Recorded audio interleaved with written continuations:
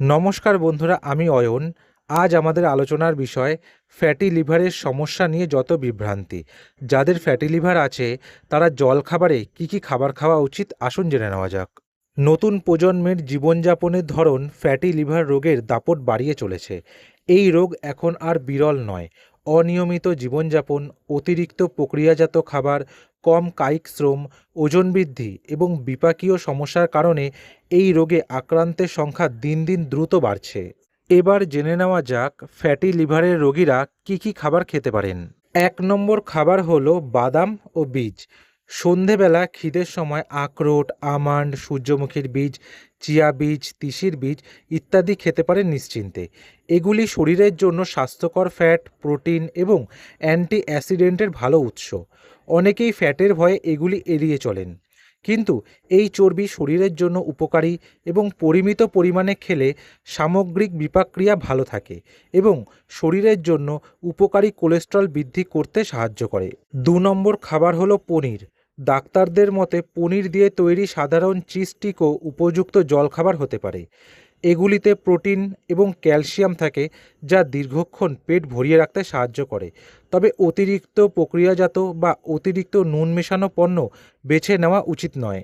৩ নম্বর খাবার হলো অ্যাভোকাডো। এটি এমন একটা ফল যা স্বাস্থ্যকর ফ্যাটে ভরপুর।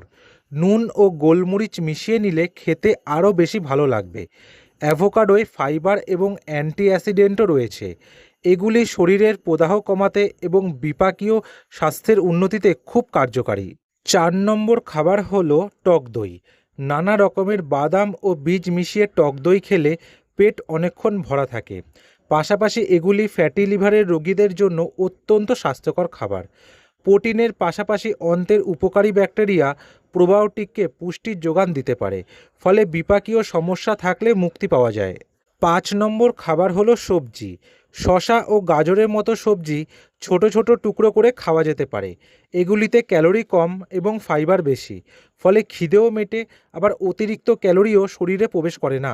৬ নম্বর খাবার হলো সেদ্ধ ডিম। চট করে পেট ভরানোর জন্য সেদ্ধ ডিমের চেয়ে ভালো আর কী বা হতে পারে। প্রোটিন এবং স্বাস্থ্যকর ফ্যাটের উৎস হিসেবে ভালো করে সেদ্ধ করা ডিম খাওয়া যেতে পারে, তবে অতিরিক্ত পরিমাণে নয়।